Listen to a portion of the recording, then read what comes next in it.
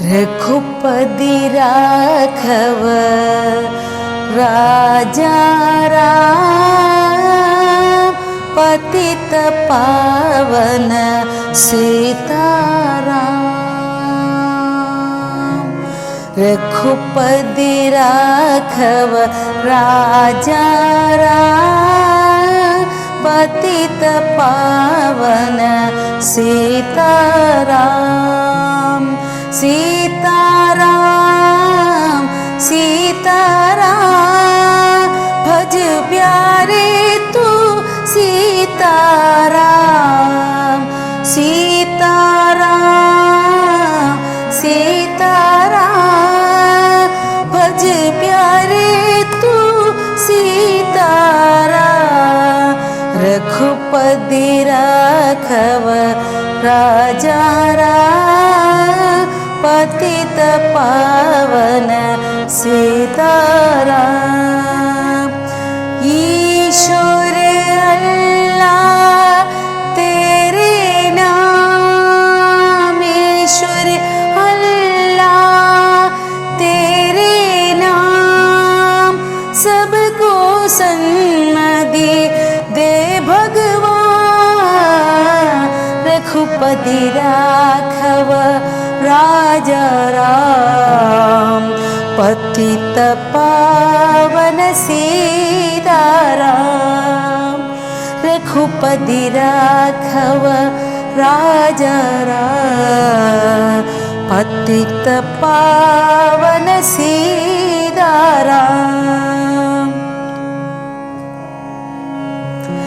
रात को निंदिया दिन तो काम, कभी बजोगे प्रभु का नाम। करते रहिए अपने काम, लेते रहिए हरि का नाम। सीताराम सीताराम सीताराम सीताराम सीताराम सीताराम सीताराम सीताराम। रघुपति राघव राजा राम पतित पावन Sitaram Sitaram Sitaram.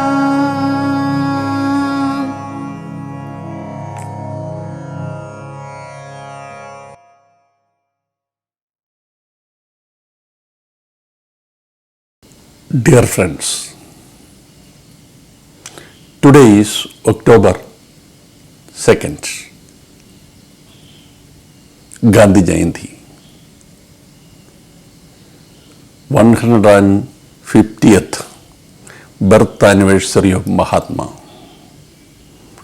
Today, White Rose Movement submitting an online national exhibition of arts entitled Spectres of Mahatma. Gandhiji did not commit suicide. This exhibition, White Rose, tribute to Mahatma.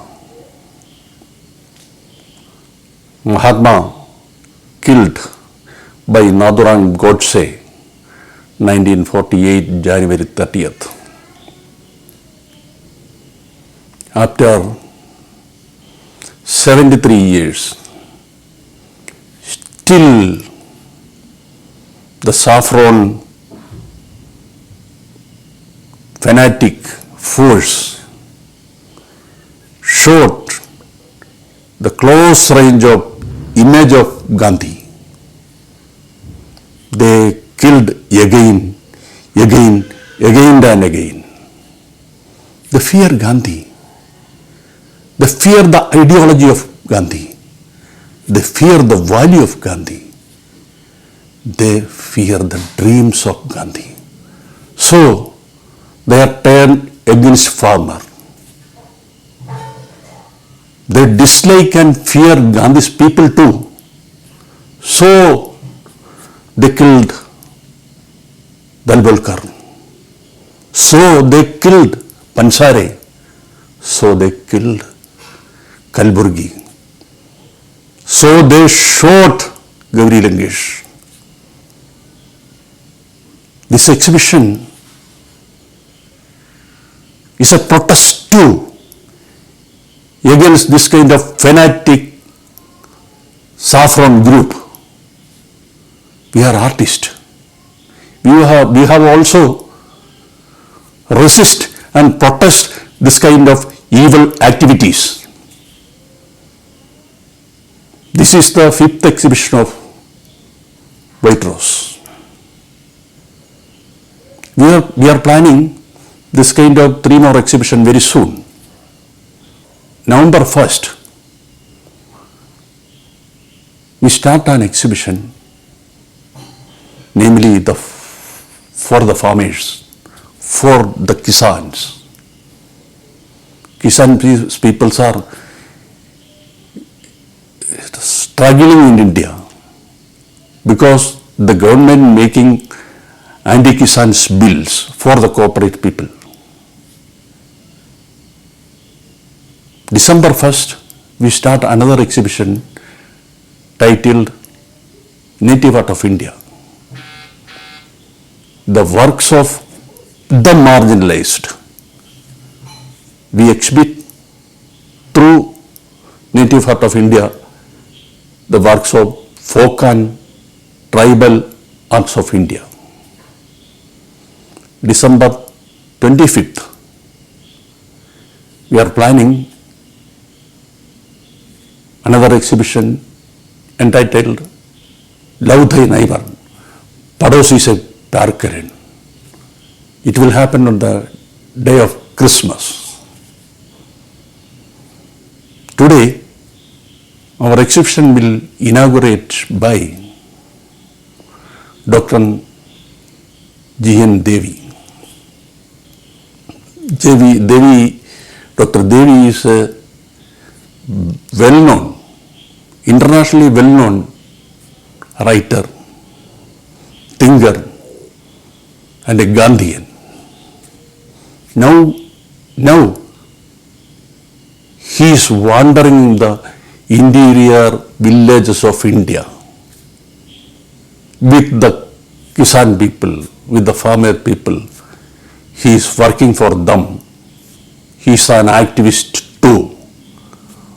I welcome Dr. G.N. Devi to this exhibition, and please inaugurate the exhibition.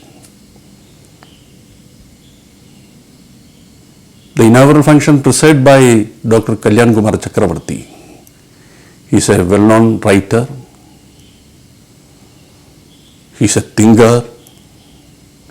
He was our Ladadela Academy's former chairman. I welcome Dr. Kalyan Kumar Chakravarti too. I welcome all of you, all of the viewers of White Rose and all participants. We hope in future also you will cooperate with us. I thankful to all the participants and my colleagues behind the exhibition, Suman Meridas, Ranjit Lal, Anish Natayam, and Sindhu Divagaran. Again, and I welcome all of you. Thank you, everybody.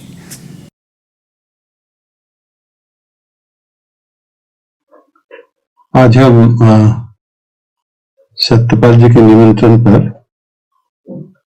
कलाकारों के बीच गांधी जी के बारे में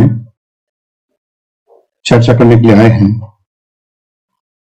गांधी जी के लिए मेरा व्यक्तिगत लिप्सा या स्पृहा की अभिव्यक्ति कला नहीं थी, उसे वो एक विकृति समझते थे।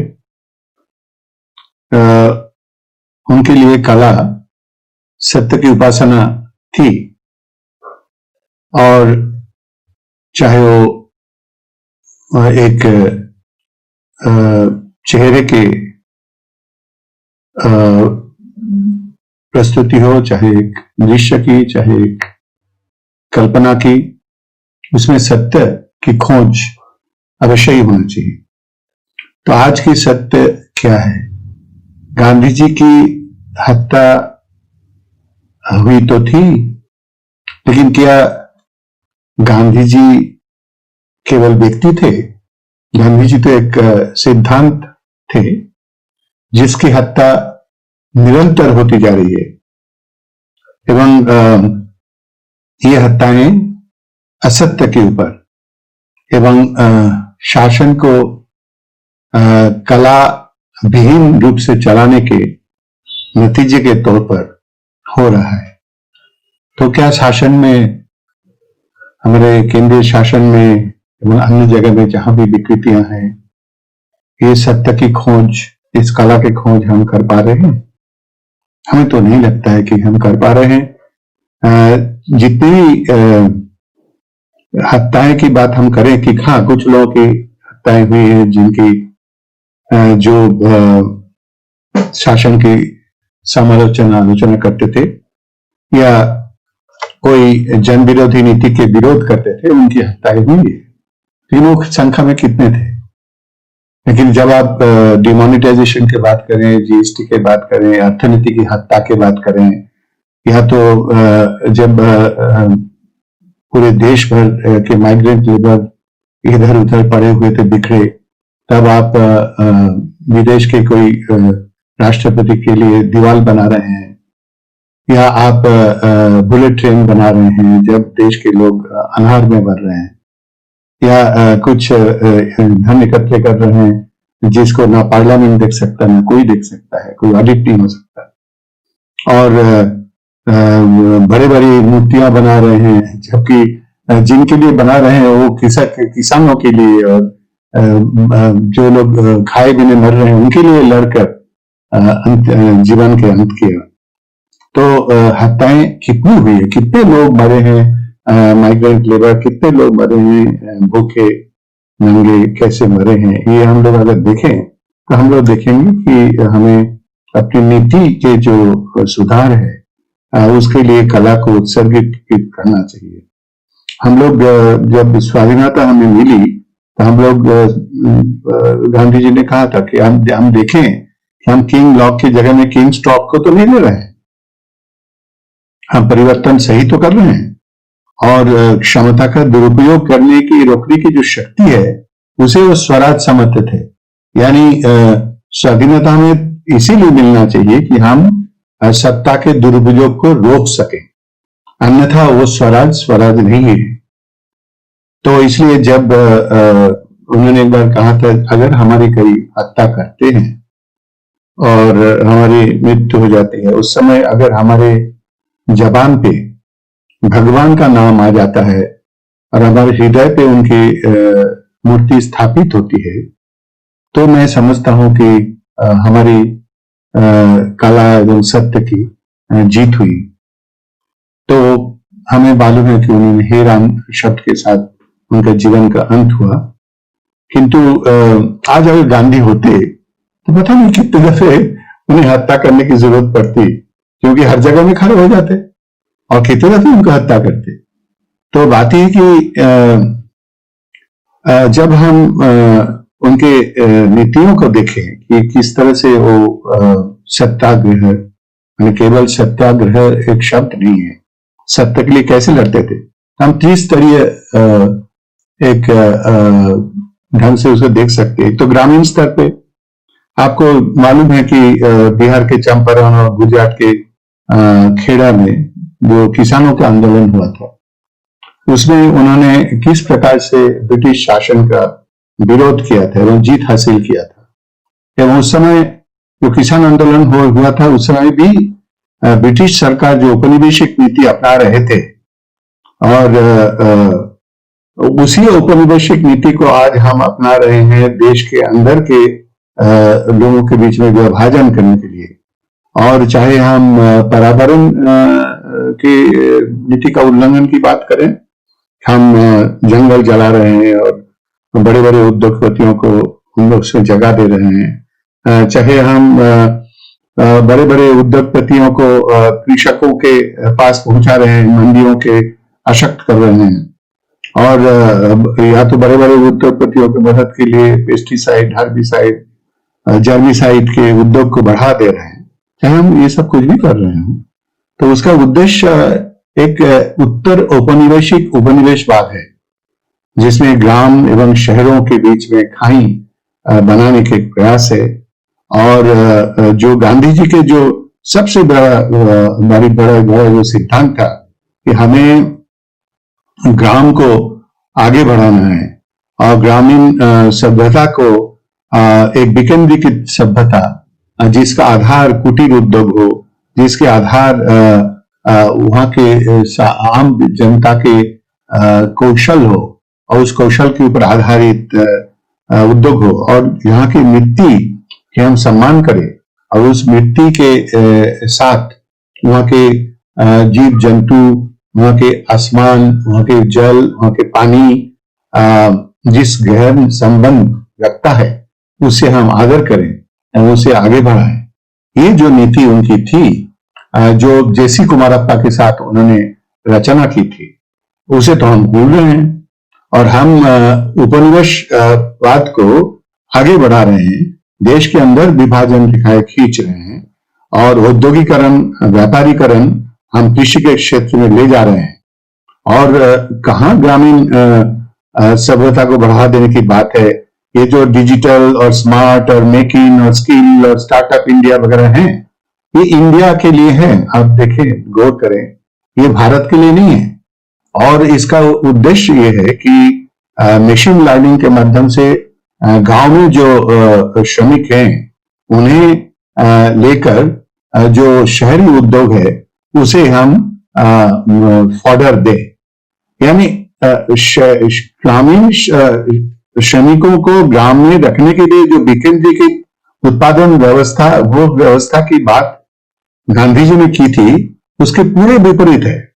एवं ग्राम को गांधी जी कभी नहीं चाहते थे कि वो शहर के ऊपर निर्भर रहे और उनके दासत्व करें, बल्कि वो चाहते थे कि शहर एवं गांव एक ऐसे बंधन में बने कि शहर गांव के जो प्रयोजन है उसे मिटाएं एवं ग्रामीण जो विकेंद्रीकृत उत्पादन है उस पर निर्भर रहें।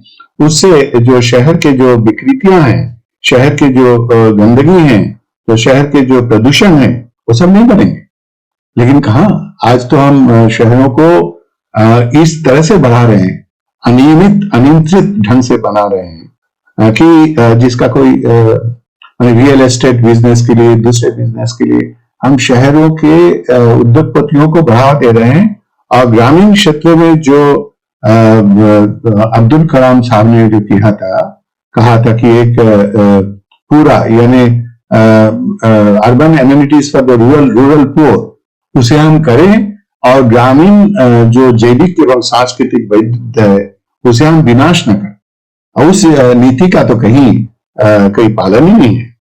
तो ये जो कताई, बुनाई, कुटीर उद्योग, ग्राम संस्कार योजना, फिर जो गांधी जी खुद कहते थे हम एक कृषक हैं, हम एक बुनकर हैं, हम एक भांगी हैं, तो इसीलिए उनका चरखा और जो एक बकरे के दूध की एक कटोरी और एक दो लंगोटी लेके वो जीते रहते थे।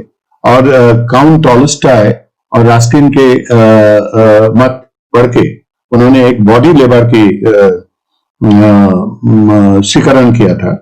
और मुझे याद है कि what I believe in religion, जो टॉलस्टॉय की पुस्तक है, या डेथ ऑफ इवन इलिक, या जॉन रस्किन का अनटू दिस लास्ट जो पुस्तक है, इनके अनुसरण में एवं इनको आगे बढ़ाने के लिए उन्होंने जिस ग्रामीण एवं शहरी सभ्यता के बीच में जो एक समन्वय स्थापित करने का कोशिश किया था, वो समन्वय की तो हत्या हो रही है, रोज हत्या हो रही है।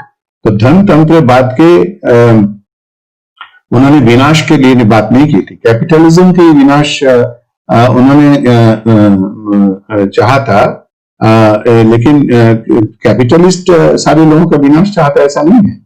लेकिन उन्होंने कहा था कि हमारे जो देश के उद्योगपति हैं, हमारे देश के जो धनी व्यक्ति हैं, उन्हें न्यासी के रूप में देखना चाहिए। वो ट्रस्टी है, ट्रस्टीशिप प्रोजेक्ट था। ये ब्रिटिश जमाने का जो उपनिवेशवाद का जो फ्री एंटरप्राइज प्रोजेक्ट था, वो उनके मानने में ही था। तो ये जो ट्रस्टीशिप का जो अवधारणा था, उसे तो पूरी हत्या कर दी गई। और उसके जगह में जो उद्योगपतियां एवं धनतांत्रिक जो कुछ गिने गिने लोग हैं, वो जंगल काट रहे हैं, वो ये जो खाद्यान्न एवं उपकरण है उनके संग्रह कर रहे हैं, और वो बंडारू टॉल्स्टॉय और गांधी जी के जो सारी कल्पनाएं थे, उनकी खिलजाई उड़ा रहे हैं। तो मुझे याद है कि एडमंड बर्क ने कहा था, जब ईस्ट इंडिया कंपनी का एक बार वर्णन किया था उन्होंने, कि these are birds of way and passage. तो क्या हमें birds of way and passage को आगे बढ़ाना है, या हमको देश को आगे बढ़ाना है? क्या हमें जो हाउस होल्ड बेस्ड इकोनॉमी और की बात उन्होंने की थी, और स्किलिंग की बात की थी, वो स्किलिंग केवल नेशन तक सीमित रहेगा, या जो ग्रामीण जो हमारे लोग हैं जिनके अनेक प्रकार के कौशल है, उनको परिपुष्ट करके हम उन्हें ग्राम के अंदर ही उन्हें उनके प्रयोजन को मिटाने के लिए एवं शहरी प्रयोजनों को मिटाने के लिए, सभ्यता के प्रयोजनों को मिटाने के लिए उनको ही पर उनके रोजगार के प्रबंधन हम करेंगे। तो फिर ये माइग्रेशन, परियायी श्रमिक, ये सब इसकी आवश्यकता नहीं होती। इतनी हत्याएं नहीं होती रास्ते में कि कोई रास्ते में ट्रक के नीचे दब रहे हैं, कोई बगैर खाए पिए मर रहे हैं, और फिर पूरे कोविड का संक्रमण पूरे देश में हो गया। जब कोविड का संक्रमण हो रहा था और जगह में बैरियर्स लगा दिया जा रहा था, तब हम लोग अमेरिका के राष्ट्रपति के खातिरदारी कर रहे थे और उनके लिए दीवार बना रहे। तो बात यह कि ये बहुत आवश्यक है कि हम गांधी जी के उन कल्पनाओं के ख्याल करें जिन्होंने ब्रह्मचर्य आश्रम साबरमती में इन सभी सिद्धांतों का पालन किया था, एवं sanitation, hygiene, nutrition, self help के ऊपर आधारित वर्धा में शिक्षा नीति का प्रसार किया था, एवं जिन्होंने स्पष्ट किया था कि इंक्रीज्ड कॉम्प्लेक्सिटी ऑफ ऑर्गेनाइजेशन, यानी जटिल संगठन, या ग्रेटर कंट्रोल ओवर एनवायरनमेंट, यानी परिवेश का शोषण, अथवा हमारे संख्या में वृद्धि या हमारे धन में वृद्धि, ये एकमात्र उद्देश्य नहीं हो सकता। और जो कि आज हमारे देश में दिख रहा है, जो पश्चिम के अनुकरण में हम उस प्रकार के पतंग बनते जा रहे हैं, जिसके बारे में गांधी जी ने कहा था कि हम वो पतंग हैं जो एक कोई बल्ब के चारों तरफ पागल के तरह घूमते रहते हैं, और आखिर उसमें हम आत्मदान कर लेते हैं और उसमें जल के राख हो जाते हैं। तो ऐसा तो हमें नहीं करना था। हमें तो जब पूरे अंतरराष्ट्रीय नीति की बात हम गांधी जी से सुनते हैं, तो उन्होंने पूर्ण स्वराज की बात उन्होंने कही थी कि हमारे घर को हम बंद नहीं करना चाहते हैं, हम उसके खिड़कियां और दरवाजे बंद नहीं करना चाहते हैं। हम चाहते हैं कि बाहर से हवा आए, पानी आए, सब कुछ आए, लेकिन हम ये भी चाहते हैं कि उस घर में हम अपनी परंपरा का पोषण करें, अपनी स्वराज को देखें, अपने स्वदेशी को देखें, और उसी प्रकार से हम आगे बढ़ेंगे। इसलिए जब वो 1895 सन में पेरिस एग्जीबिशन में गए थे और ईफिल टावर के नमूने को देखा, तो उन्होंने कहा ये तो क्या है, खिलौना इन्होंने बना दिया, ये तो कोई ह्यूमन फोली के लिए मॉन्यूमेंट है। और लेकिन जब उन्होंने इमेज ऑफ वर्जिन नॉत्र डाम में उन्होंने देखा और उसको उसके बारे में उन्होंने जो लोगों की जो भक्ति का प्लावन देखा, तब वो बहुत ज्यादा प्रभावित हुए और कहा कि अभी भी इस सभ्यता की संभावनाएं हैं अगर इस प्रकार की भक्ति कायम रहे। तो इसलिए जब अद्वैत की बात वो करते थे और वो करते थे हमारे देश एवं दुनिया के बीच में जो अंतर संबंध है और जो भाईचारा है उसे बना के रखना है, और प्रकृति और भगवान और संसार इसे वो एक ही मानते थे। तो उसमें कोई अलग से मूर्ति बना के पूजने की बात नहीं थी। तो इसलिए उनके जितने भी काम थे, चाहे वो अचानक मौन हो जाते थे या तो उपवास करते थे या डायरेक्ट एक्शन करते थे, तो ये सारे जो सिंबॉलिक एक्शन है और ये पैसिव रेजिस्टेंस करते थे और इकोनॉमिक इनइक्वालिटी, एनवायरमेंटल डिग्रेडेशन के विरुद्ध लड़ते थे। इनके सारे उद्देश्य उस आध्यात्मिक एवं जो आत्मिक जो संबंध है देश एवं अन्य देश के बीच में एवं प्रकृति के अंदर पशु पक्षी मानव एवं जल संसाधन सबके बीच में जो संबंध है, जिसे आज हम लोग दिन रात नष्ट भ्रष्ट कर रहे हैं, जंगलों को विनाश कर रहे हैं कुछ खास उद्योगपतियों के लिए, और इसे हम स्वराज कहते हैं। तो इसीलिए हमें जो जिस स्वराज की बात गांधी जी ने की थी, जिसे उन्होंने कहा था कि ये कोई कावर्ड की यानी कायर की नीति नहीं है, ये एक बहुत बलवान की नीति है। हमें उद्देश्य जो है, हमें किसी को हत्या नहीं करना है, हमें उस अत्याचारी शैलाचारी शासक को डराना है जो हमें हमारी सभ्यता को हत्या करने का कोशिश करते हैं। तो इसीलिए उन्हें एक वन मैन बाउंड्री फोर्स, एक वन मैन पीस ब्रिगेड के रूप में देखा जाता था। तभी उन्होंने गिरमिटिया श्रमिक के लिए साउथ अफ्रीका में इस तरह से लड़े थे।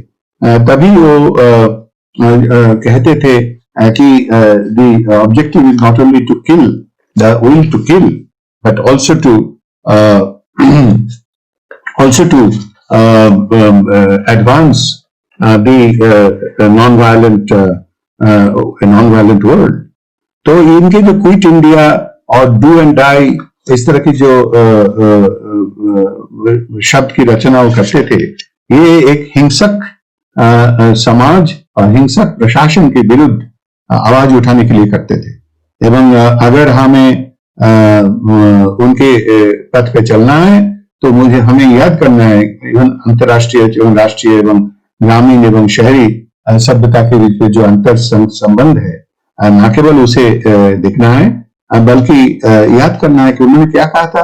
उन्होंने कहा था जरथुस्त्र हो, चाहे बुद्ध हो, चाहे मोजेस हो, चाहे ख्रिस्ट हो, चाहे यीशु हो, चाहे कृष्ण हो, चाहे मोहम्मद हो, ये सभी लोग पूरब से पश्चिम गए थे एवं पूरब से इनके धर्म गया था।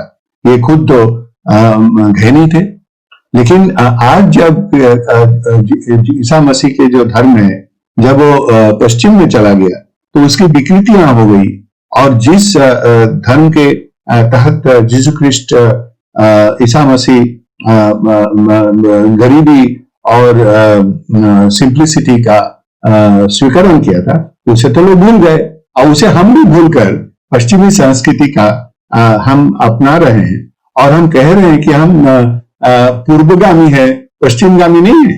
हम अमेरिका और यूरोप के खातिरदारी करते हैं और हमारे पूरे उत्तर पूर्व दक्षिण पूर्व एशिया और जो केंद्रीय एशिया यहाँ पर हमारी सभ्यता का विकरण हुआ, उसका देखभाल नहीं करते, उनके साथ संबंध नहीं बनाते, तो हमारे काहे का पूर्व उन्मुख शासन नीति है। तो हमें तो इसे संशोधन करना है और हमें देखना है कि हमें गांधी जी के रास्ते में चलने के लिए केवल उनकी जो हत्या है उसके बारे में हम कोई कहानी बनाए या कोई चित्र बनाए, ये काफी नहीं है। हमें समझना है कि जो बेहतर चित्र है जिससे जिससे लेके गांधी जी चिंतित होते, तो उनकी चिंता को हमें याद करना है और हमें उनकी वो उक्ति की भी याद करना है कि आज अगर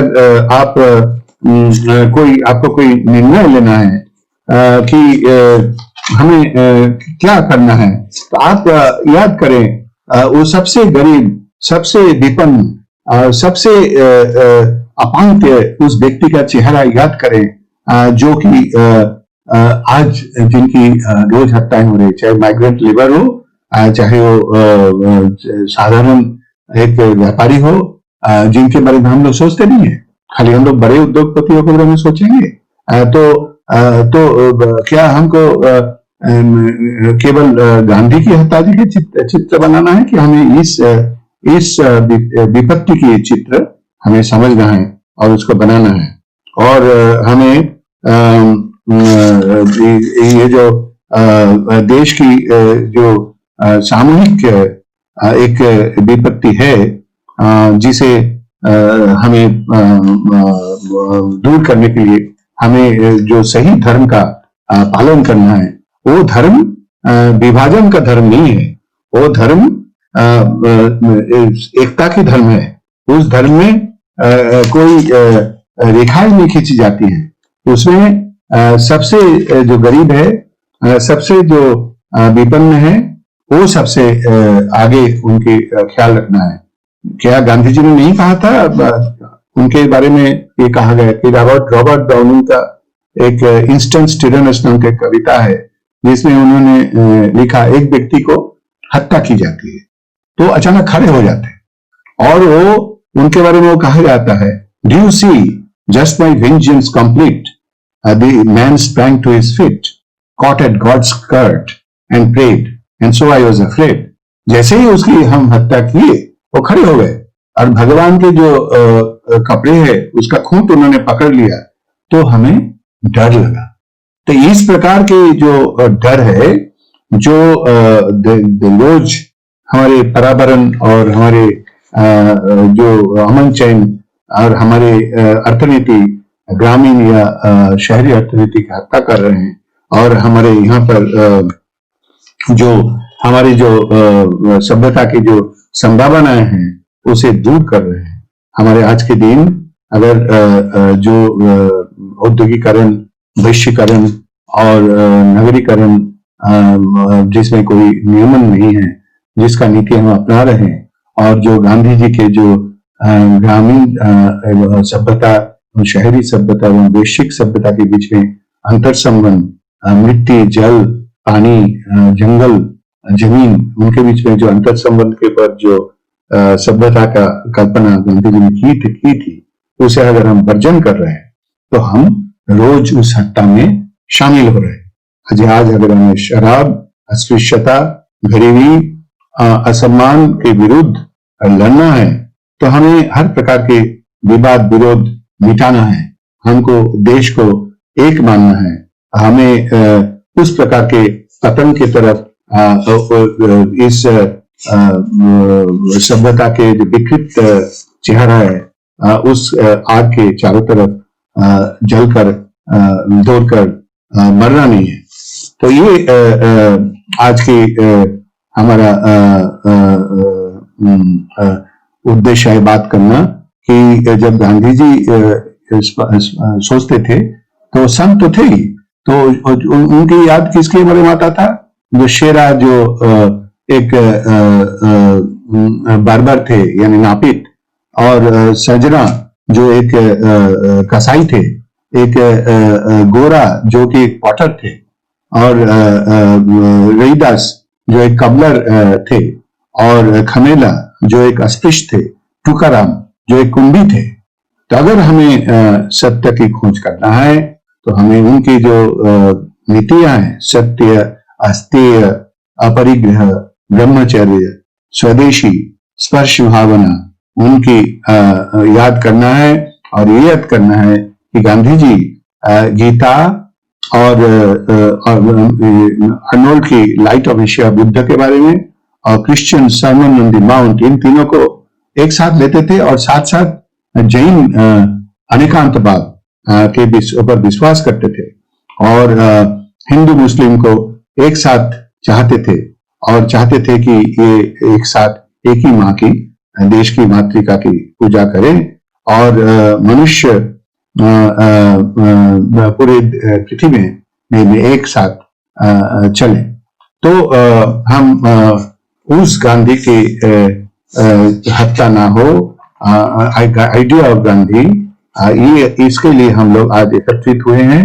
हम उनका ये जो कहना था कि पार्टीज को एक लोक सेवक संघ में परिवर्तित हो जाना चाहिए, जो कि ग्रामीण जनता की सेवा करें, उनका शोषण न करें, और जिसमें जो गरीब से गरीब, दुर्बल से दुर्बल लोग एकत्र हों, और हम लोग केवल रॉटन बोरोज और पॉकेट बोरोज बनाकर चुनाव जीतने के लिए सारे अपनी शक्ति झोंक न दे, हम उनकी याद करें, तो हमारी आज की कला का सम्मेलन सत्य होगा एवं पूर्णांग होगा। धन्यवाद।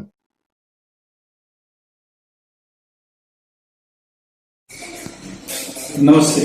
Mahatma Gandhi becomes relevant for us for many reasons in this year 2020. Not just because we have just completed 150 years of his birth, but also because very important changes are taking place in the Indian society and in Indian political life.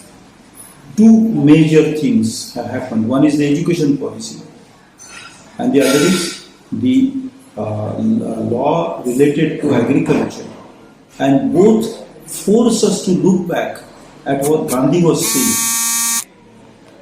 100 years ago, a preface to a foreword to a book by Dr. Pranjivan Mehta. Dr. Pranjivan Mehta was the person who received Mahatma Gandhi when he went to England for his studies. And later, Dr. Mehta also supported Gandhi's work in South Africa.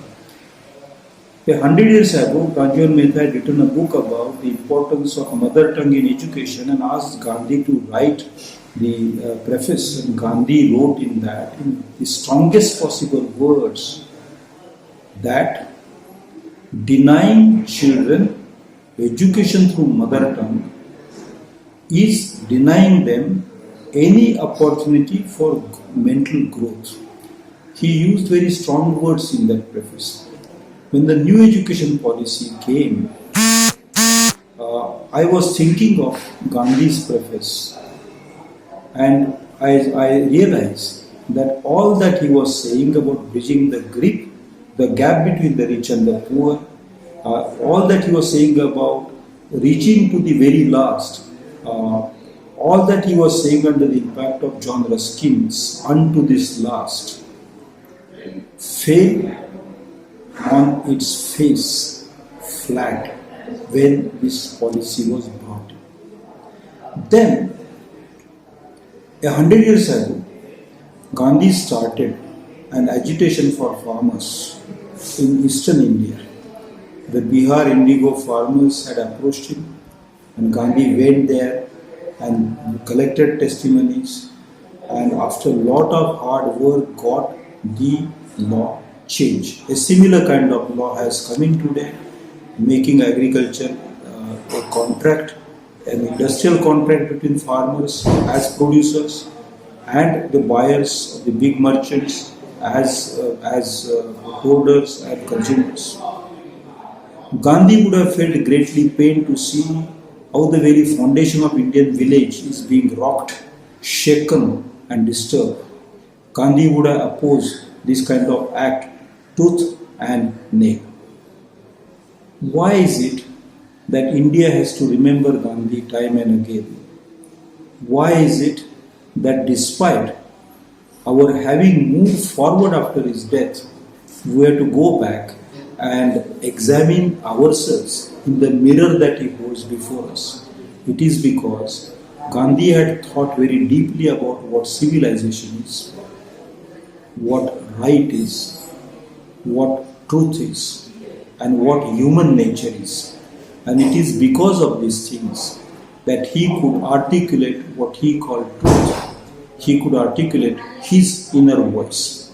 It was the inner voice and the truth that Gandhi championed that could not be tolerated by those who wanted the society to be divided, who wanted a master race to rule and all others to become dasyus, those who believed that propaganda and untruth can replace truth.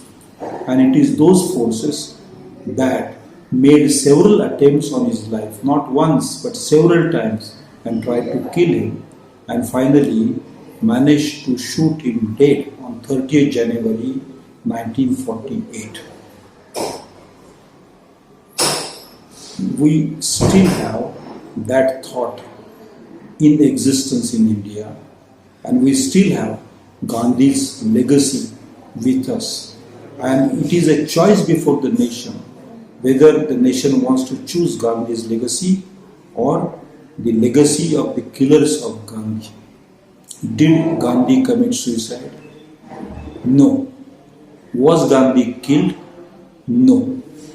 Gandhi cannot be killed because the thought he brought to us has eternal significance of truth and non-violence. Did Gandhi kill himself?